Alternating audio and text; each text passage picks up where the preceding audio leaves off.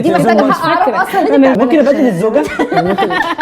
كتبت الاكله والفاكهه. الناس تعرف اني بخون مراتي ولا تعرف ان انا دخلت فيلم زي ده؟ يعني هو في التصوير ولا هو فين؟ ضرب مفكك ايه ده؟ بتونس بيك نقدر نعتبره اختبار حب. في كل حلقه بنجيب 2 بيحبوا بعض ونحاول نتاكد نسبه حبهم دي قد ايه. بنعدي على 4 مراحل والترمومتر بتاعنا بيقيس فيهم نسبه التفاهم، الاهتمام والرومانسيه، ونشوف فعلا بيحبوا بعض ولا لا. بتونس بيك.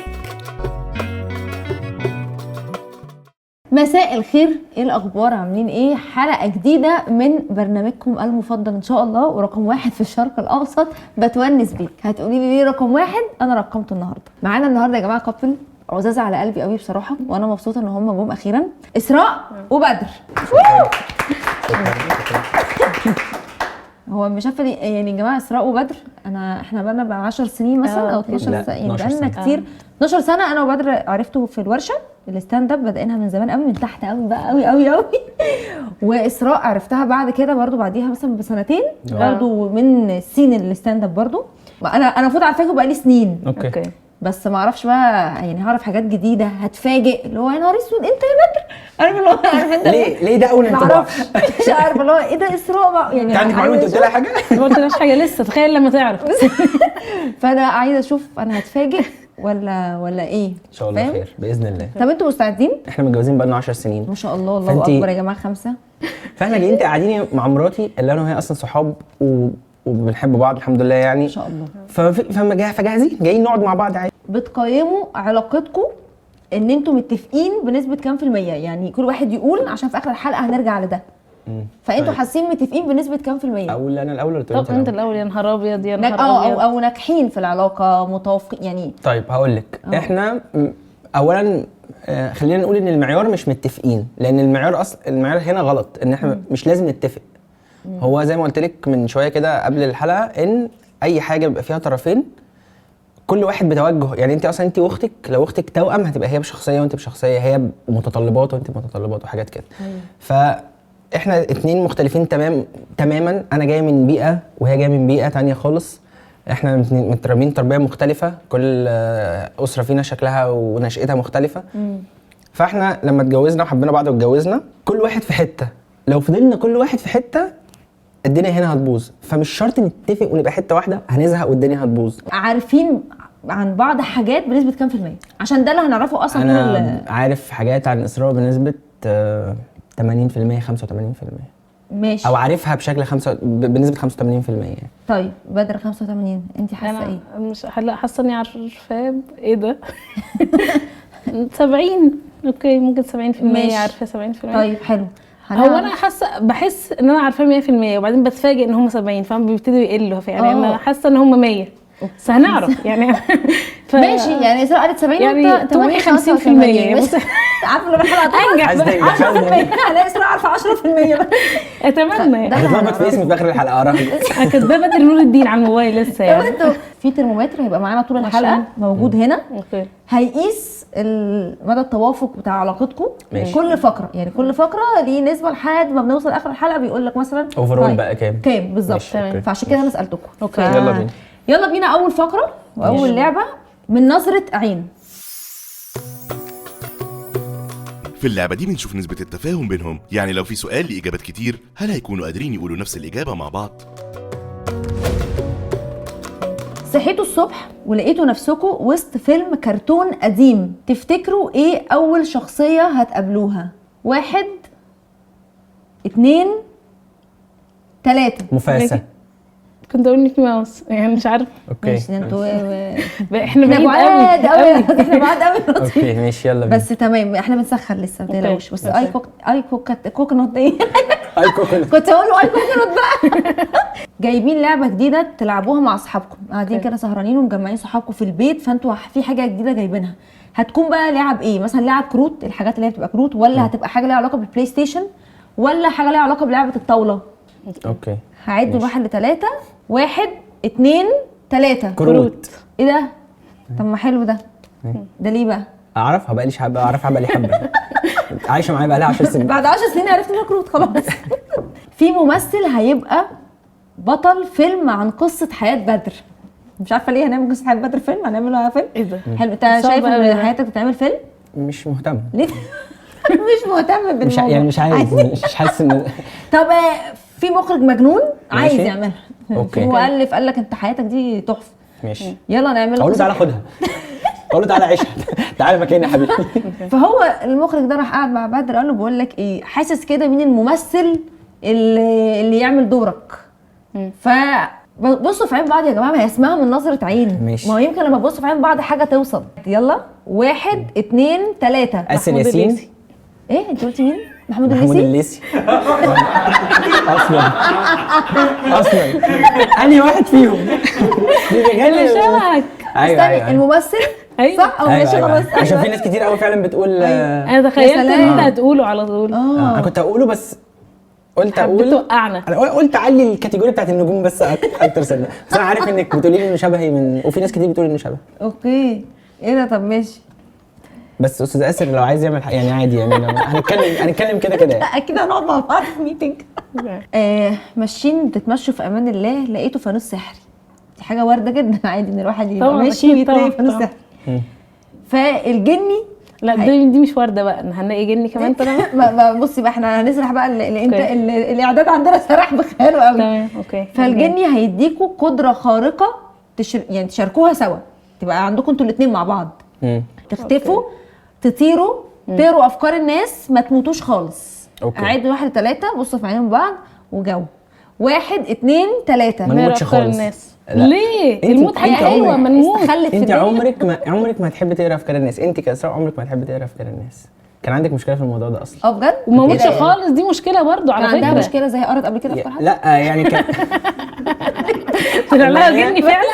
ان هي اسراء عندها حته التغافل دي، لك انا في حاجات ما بحبش اعرفها أيوة. انا كده انت من الناس اللي هو بلاش اعرف احسن. انا طب يعني طب والله ان هو كده اصل انا ببقى مقتنعه ان انت عرفتي فهتتصرفي، لكن ما عرفتيش. صح، فخلاص على الله حكايتك احسن. صح. برضو حاجه وارده جدا انها تحصل، جالكوا حفله تنكريه. ماشي عادي يوم خميس ويلا يا جماعه حفله تنكريه فهتحضروها، بس قررتوا ان انتوا تتنكروا في شخصيه من مسلسل. اختاروا بقى المسلسل. ماشي في العام يعني مسلسل في دماغنا بقى. شوفوا ممكن يبقى مسلسل مفضل ليكم مثلا، ممكن حاجه لسه شايفينها قريب ايا كان، يعني بصوا في عينين بعض. ماشي حلو. بيعتمد على حاجتين مش عندي، الذاكره والذكاء. يعني ويبص لي مش فاكره ومش فاهمه. انا الاثنين. اوكي ماشي. طب تعالي نجرب كده. بس حاجه لسه شايفينها قريب، دي حاجه مش فاكره اسراء قريب شفتوا ايه؟ طيب قريب دي امبارح عامه. طيب انا امبارح اصلا ما اتفرجتش على حاجه. اول امبارح. 1 2 3. حق عرب. هو بصراحه دي محتاجه حق عرب اصلا. انا مش فاكره. انت لسه واحنا جايين اصلا بقول لك حنان دي حنان الغرباوي اصلا. ده حقيقي انا قلت كده. تمام خلي بالك. ممكن ابدل الزوجه. ممكن نقعد ريم هنا. ممكن نشوف. على فكره هي اختارت برضو الليثي، خد بالك وانت ما كنتش مركز. صح فانت لو خدت بالك في حاجات هي مركزه فيها صح يعني هو الموضوع ماشي دلوقتي بصراحه كده. لو العالم بكره قرر يسمح لكل شخص بفيلم واحد بس يتفرج عليه طول حياته، يعني انتوا من بكره هو الفيلم ده يا جماعه اللي هتشوفوه طول حياتك. استنى ما تعتمدش على ذكائي لو سمحت، بتوترني. اول فيلم اتفرجنا عليه مع بعض سوا. ماشي اوكي ده كده تمام. يلا ايه الفيلم اللي هتشوفوه طول حياتكم؟ 1 2 3. البريء. طب ما هو يا جماعه ايه طب ما هو شغاله كويس اهو زي الفل. يعني ده اول فيلم شفناه. بس كان في فيلم تاني برضو انت دخلته في السينما كتير جدا كنت هقوله. دخلوا في السينما كتير جدا ليه عملت مستحيل اوعي تقولي طبعا. ليه فيلم بشع، ما كانش فيه غيره في الموسم دخلوا 10 مرات يعني. لو فيلم انت كان ساهم في الايرادات بس بقى نقله ثانيه. دي حقيقه. طب انت يعني ليه عملت كده؟ هو بشع، فيلم بشع مفيش غيره. ما تخشش. عايز اخش السينما انا ومراتي، كنا لسه متجوزين. احنا مش عايزين تقولوا الفيلم ايه؟ مستحيل. سقط في تاريخ. الناس تعرف اني بخون مراتي ولا تعرف ان انا دخلت فيلم زي ده؟ مستحيل. خدتوا العربيه وديتوا البنات عند ماما. اوكي. وقررتوا بقى ان انتوا تسافروا. اوكي. ركبتوا العربيه، اول مغني هتشغلوه في الرحله دي، اول مغني هتسمعوش. تمام؟ ماشي يلا هنعيد من واحد لثلاثة. لحظه. طب هقول بيقول ايام الخطوبه بذمتك انا ليه مش فاكر حاجه اول امبارح بجد مش فاكر حاجه ايام الخطوبه. اول مغني هتشغلوه 1 2 3. ويجز. طب حلو عامه، يعني متفقين انه في الراب اهو بالظبط. لا احسبها بصراحه. انا ما غيرتش كلامي، يا كنترول لو سمحتوا يعني. فتحتوا التلفزيون او النت او اليوتيوب ايا كان، وفي برنامج معين انتوا بتحبوه ماشي. او هو ده اللي هتشغلوا له حلقه، هيكون ايه؟ هعد وهتجاوب. 1 2 3. الدحيح. ماشي تحفه. عامه باين ان انت دحيح فعلا. انت دحيح قوي. قررتوا تتعلموا هوايه جديده، هتجربوا ايه؟ هتختاروا حاجه من 5. اوكي ماشي. هتختاروا رسم ولا تصوير ولا رقص ولا يوجا ولا تمثيل؟ اوكي. 1 2 3. تمثيل. ايه ده يا جماعه؟ طب والله العظيم هقول لك ليه. حلو. ليه؟ هقول لك ليه. تصوير ورسم اسراء شاطره فيهم قوي قوي قوي قوي. مش عارف انت ممكن تعرفي ده ولا لا، بس اسراء بجد بتصور حلو قوي ورسامه شاطره قوي قوي مش قوي. عارفه ترسمي. لا ما اعرفش. تمام. 2 3 مش هتخلي مراتي ترقص ابدا مهما حصل ان شاء الله يعني. ده كورس عادي. بتقول لك كورس. مين هيعلمنا؟ كورس. تمام. ايه الحاجه الرابعه؟ خلاص ما هي يوجا. تمثيل. يوجا تخيل يوجا. مش هنقعد مع بعض ساعتين نقعد قاعدين ساكتين يوجا فيه يعني تعملوا كده. فاهم؟ بس لكن تمثيل ممكن نجربه. ماشي حلو. طيب اخر حاجه بقى يا جماعه، ركزوا. سؤال حلو بصراحه، انا ذات نفسي استمنى لنفسي. هتختاروا سنه عشتوها مع بعض قبل كده بس هترجعوا تعيشوها تاني سوا. يلا عد 1 3 وقولوا. ماشي. 1 2 3. 2024. ايه 2024. توقعت هيكون في و2015. الاول بصراحه، اول سنه جواز مثلا. وانت 24 هي اللي فاتت دي. 2024 اللي فاتت كنت دي هقولها بصراحه 2024 برضو، بس أسعد. يمكن هو اسعد سنه هيقول في حياتنا بجد والله. طب الحمد لله. طب دي حاجه حلوه. طب احنا 25 وراها على طول. هو على فكره يعني هي دلوقتي اقرت ان هي فعلا احسن سنه في حياتنا، حقيقي. فممكن تحسبوها لنا عادي يعني. طب بس ثانيه، ليه قلتي 2015؟ انا قلت اشمعنى؟ ممكن هو يكون عايز يبقى في الاول مثلا. دي كنتوا لسه متجوزين ولا اول؟ كنتوا إيه؟ كنا لسه متجوزين اول سنه لكن جواز. لكن انت لا لو أنا بالعكس، الناس أختار؟ دي ما كناش مبسوطين فيها خالص. ايه بقى ستوب يا ابني ده. ما كناش مبسوطين فيها خالص. هي اول أيوة، ده سنه حقيقي، يعني ده كده حقيقي. كده هو صعبه معروف. بصراحه هي كل سنه بنفهم بعض اكتر فبندوس. بس 2024 يعني بجد حقيقي، بجد آخر سنة. من احسن السنين يعني. امسك حقيقي. الخشب الحمد لله. من احسن من احسن الحاجات اللي احنا احسن السنين اللي ده عشناها. حقيقه. حلو ده حلو. احنا كنا بنسخن في الفقره دي. ماشي، يلا جاهزين بقى على اللي بعده؟ يلا بينا. يلا بينا. يلا بينا. في اللعبة دي بنشوف نسبة الاهتمام بينهم، يعني هنسأل كل واحد 5 أسئلة عن شريك حياته ونشوف مين فيهم بيركز في تفاصيل التاني أكتر. تاني لعبه معانا كانت فين دماغي. اوكي. يلا بينا. ماشي. اول سؤال هيكون لاسراء، ماشي. يعني لاسراء عنك. اوكي. ماشي. ماشي. مين اكتر شخص بدر بيرتاح في الكلام معاه من صحابه؟ بس خبي اللي بتاع، خليها حاولي كده. يلا كل واحد يوريها للكاميرا بتاعته. 1 2 3. اوكي. علاء ماشي. ايه ده شاطره، برافو. اوكي. كاتبه ياسين غلط يعني. شغالة. علاء، لا بس ياسين كده صح، بس عادي. علاء ياسين طبعا صاحبي الاقرب طب تحفه. والاعز يعني. عديتي بالسؤال ده تمام. الحمد لله. طب لحظه، مش عارفه قفلت القلم سيبيه ليه. سيبيه مفتوح. خايفه عليه ينشف. قوي. ايوه تفكير الامهات دايما مختلف. هتندى دلوقتي تقول جينا تعالي شيلي الكوبايه دي. يلا بينا. طيب تقدير اسراء في الكليه كان ايه؟ ماشي. حتى لو مش عارفه مظبوط، تتوقع اسراء هتكون تقديرها ايه؟ لا انا فاهم. يعني التقدير ملوش علاقه. هي قعدت 9 سنين في الكليه بالمناسبه. اعتقد ان شاء الله يعني. ايه ده معقول يا اسراء؟ ايه ده 9 والله؟ انت قايل 9 سنين. ولا جبت جيد؟ استنى لا، ولا جيد. جايبه جيد انا وحياة بثق ربنا. فيه، انا ما بيضحكش عليا. يعني ممكن ابعت لك صوره الشهاده وتحطها في الحلقه. طيب السؤال لاسراء، اكتر حاجه بتخلي بدر عصبي؟ ان شاء الله يلا. تطلع صح يعني. يلا 1 2 3. اوبا. أوكي. الجوع. ده حقيقي. الجوع بيخليك عصبي يا نهار اسود، متخلف. بجد والله. يعني بيجوع بيعمل ايه؟ يعني بيخش يخبط في الشقه؟ يعني في رمضان ربنا خلص يستر الاكل. بالظبط. ايوه ما انت صايم. ما انا لو خلصت الاكل انت صايم. يعني انا هعمل بجد ايه؟ ببقى شخص تاني يعني عشان ليه كده- نعمل اكل من الظهر؟ ما احنا كده هنفطر المغرب. يعني عشان كده اول حاجه اسراء بتقولها لي اول ما بوصل البيت، تاكل. اول كلمه عشان تاكل. تخلص. مش جعان دلوقتي، شويه كده. ساعات ببقى انا مش فاكر ان انا جعان، فهي تقول لي هو انت اكلت؟ لما تيجي متعصب بقى هو انت كلت؟ ايوه عارفه الكامبين بتاعت سنيكرز دي بحسها كان حد زي بدر. انت مش متربي وانت جعان. انت مش متربي. دي اعتقد واحده ست اللي عملتها بس الكامبين. والله شاطره. لا برافو.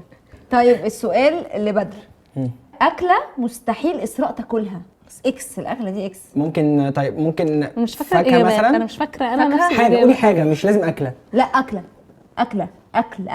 يلا ماشي اوكي يلا بينا. طيب الاكله كتبت الاكله والفاكهه. هي كاتبه لك الاثنين، اكتب لها ماشي الاثنين. وانا هكتب الاثنين برضه. يلا. الفسيخ والموز. الكرشه والموز. كرشه والموز. مش يعني انا مجاوبه صح. هي سيبني. مجاوبه صح. هي فسيخ أوكي، بس انت ما ماشي. بتاكليش كرشه برضو. لا ممكن اكلها لو معمول حلو يعني. السؤال الاسراء، اوكي. ايه البلد اللي بدر نفسه يسافر يعيش فيها؟ يعيش فيها. انت فاكر اجابتك ولا انت بتبص بكلم مين؟ ماشي اوكي. خدت وحش قوي. 1 2 3. لا مش هيسافر مش بحب ما بحبش اخرج من مصر. ايوه طب شاطر. طب ما انت فعلا كاتب كده. ماشي السؤال اللي بعد كده، اكتر نوع عصير اسراء بتحبه؟ انا بسأل اسئله مش فاكره اجاباتها. يعني عايزه يا جماعه اسراء يعني فكر. عصير جاهز ولا؟ سموزي يعني صح؟ اي عصير. سموزي، ممكن سموزي. قاعدين في مكان فقررته وهي هتختار ده. ماشي، ده ممكن. او ده او ده. يلا بينا. يلا ماشي. كتبتوا اكتر. واحد، يلا بينا. 1 2 2 3. 3. يلا.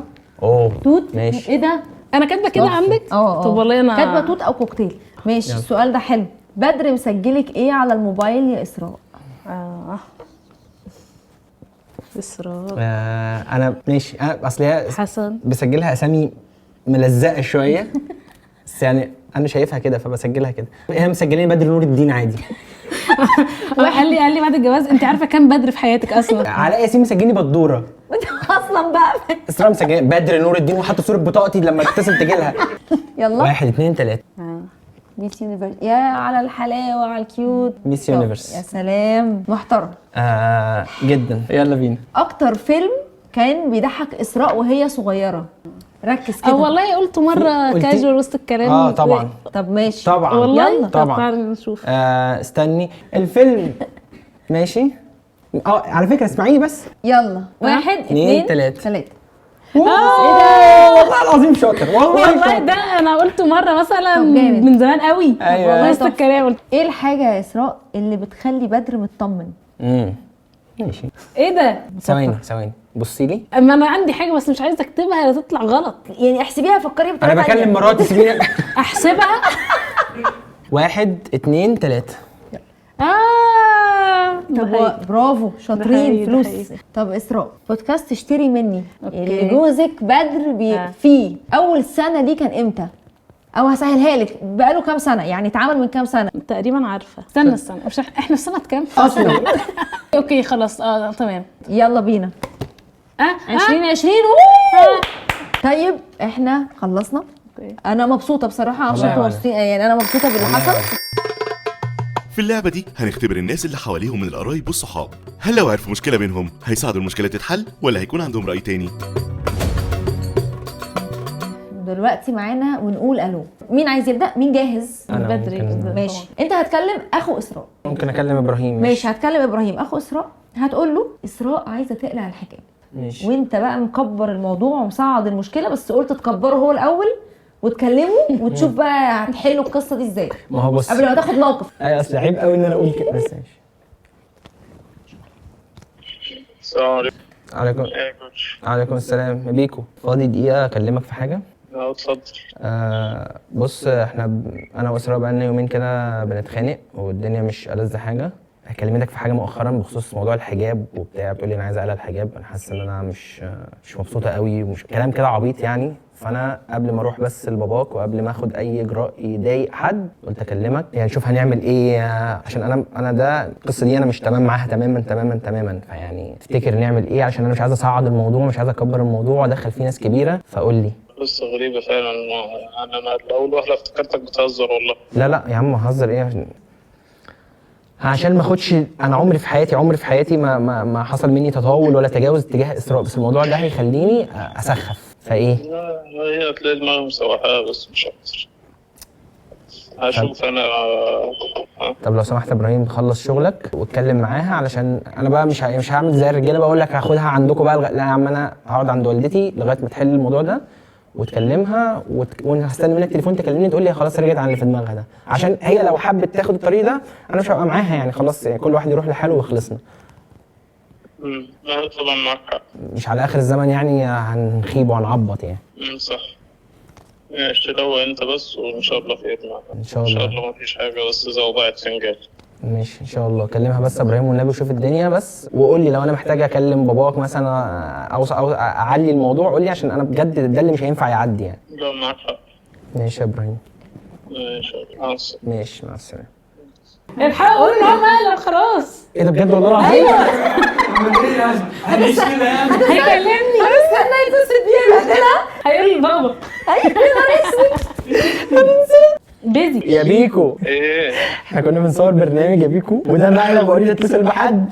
سلام. لا يا ابراهيم ما تطلعش مني ابدا. لا كنا بنهزر لا لا لا لا ابدا، انا هفضل اميره بحجابي مثلا. لا كنا بنهزر. ماشي يا حبيبي يلا سيبك للشغل.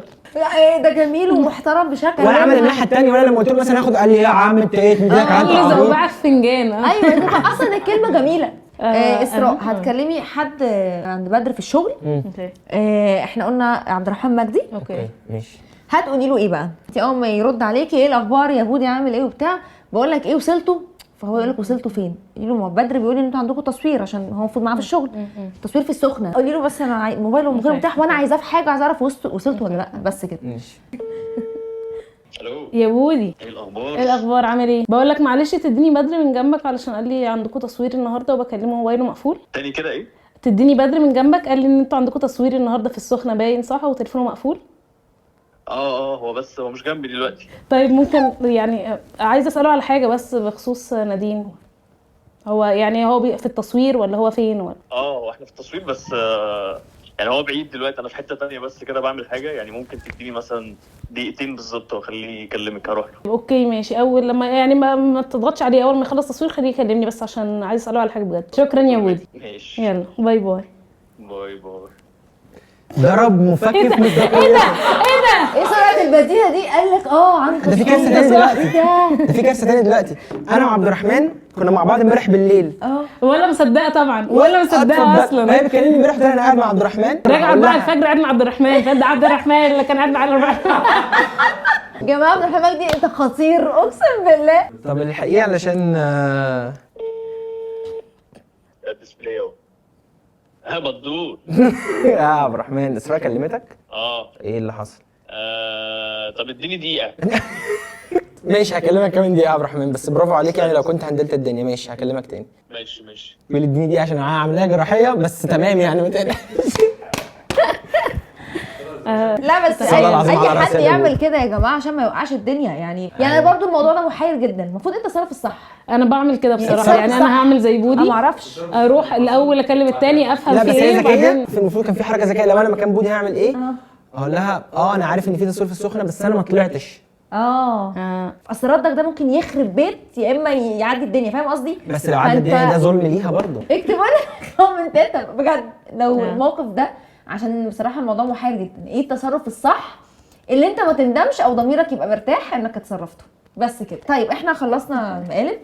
انا مبسوطه لان الناس اللي حواليكوا طلعت مش بتسخنكوا على بعض، عشان كده مكملين 10 سنين. طيب هنيجي بقى لاخر فقره واللي بصراحه انا بحبها جدا. يلا نروح. يلا. بتونس بيك دي فرصة أخيرة. دي بقى على اسم البرنامج بقى، بتونس بيك. اوكي. ليه سميناها كده؟ علشان دلوقتي معايا جوابين. جواب اسراء كتبته لك وجواب انت كتبته لاسراء. حاجه انتوا المفروض بتقولوها لبعض، تشكروا بعض، بتعبروا لبعض عن حاجه، جواب شكر وتقدير مش اكتر. اوكي يلا بينا. الجواب بتاع اسراء اهو، ده بدر بعته لك لسه مستلمه النهارده. اسراء بعتها لك ده.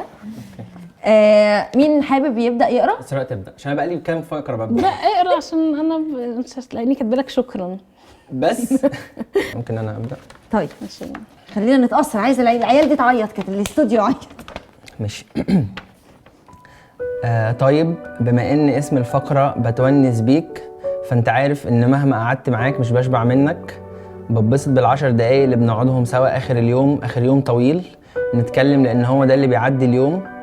لسه بعد 10 سنين مش عايزه غير اني اقعد معاك ونهزر ونتفرج على فيلم سوا. حاسه اللي بينا اكبر واكتر من جواب، وشكرا انك شريك حياتي لانك عارف مش اي حد ينفع اشاركه. خطير على فكره، حلوه قوي. لا والله اتأثرت عندي صح؟ ايوه تقريبا. عشان اسراء مش من النوع اللي دايما بيعرف يقول، بس انا بعد 10 سنين جواز عرفت ان اكتر واحده بتعرف تكتب اللي حاسه بيه يعني. على فكره اسراء كان عندها مشكله، مش بعرف اعبر. طيب يلا يا اسراء دورك. اوكي جاهزه يا حاجه؟ جاهزه يا بنتي. جاهزه. اتمنى تكون كاتب نسخ يعني، عشان عندي مشكله مع الرقعه. ان شاء الله ان شاء الله ربنا يستر. ايه قريب صوت. ربنا يخليكي ليا يا اسراء. انا مهما عملت حاجات حلوه مش هعرف اوفي وقفتك جنبي من اول يوم عرفنا بعض فيه. لو الناس دلوقتي شايفين اني ممكن ابقى حاجه، ده طبيعي علشان عندي بوادر وشواهد لده، لكن انت امنتي بيا لما ما كانش عندي حاجه تقول كده، بس انت دايما عندك حاجه. ربنا يقدرني دايما اخليكي مطمنه ومبسوطه وفخوره بيا. ملحوظه اخيره، بعتبرك انت كل رزقي في الدنيا، علشان كده راضي ومبسوط، واي حاجه ربنا رزقني بيها بعد كده هي زياده. مبسوط ان انا بعد 10 سنين جواز بقينا اصحاب وكبرنا سوا. صديقك وحبيبك بدر المرشد. طلع عندك مشاعر واحاسيس. ده حقيقي. انا حرامي ولا ايه؟ ايوه. بس لا انتوا خليتوني اتأثرت قوي والله العظيم. يعني يا جماعه لا نمسك الخشب بجد، وما شاء الله والله اكبر في عين اي حد. شكرا. لا والله، ونعمل الحلقه الثانيه بعد ما تتم 20 سنه، كل 10 سنين نعمل حلقه ان شاء الله. نعمل حلقه والله، لا العمر كله ان شاء الله. انا مبسوطه قوي والله وانا كمان. والله وانا العظيم جدا وانا جدا. مش كلام، مبسوطه قوي. وانا كمان والله. وعرفتكم بشكل مختلف، اتفاجئت كده بحاجات حلوه. وانتوا اتبسطتوا؟ انا انبسطت انبسطت قوي جدا. والله، انبسطت قوي حياة ربنا. طب وعرفت الحلقة ان كانت اسراء ما بتاكلش الفسيخ. حاضر. لا ومعلومه جديده بالنسبه لي، انه المفروض المتعارف عليه ان الست هي اللي بتركز اكتر. لا انا دي مش اول علاقه اشوفها على مش انا اسفه، مش انا الست هي اللي مش بتركز. خذلتكم، انا اسفه. بس انا مش مركزه وناسيه يا عيني، اتفرجت على امبارح انا ناسيه اجاباتي اصلا. بالظبط. فبصراحه بجد يعني بيركزوا صراحة. ده حاجه جديده جدا أنا غير المتوقع. بحب اسراء، مش بحب التفاصيل، انا مش بركز في التفاصيل مع اي حاجه غير مع اسراء يعني. اسراء سلام يا جماعه، اقسم بالله ايه ده ايه ده. طب اخر حاجه بقى، هنعرف الترمومتر في نهايه الحلقه اوفرول وصل كام. تحفه. كان هي 85%.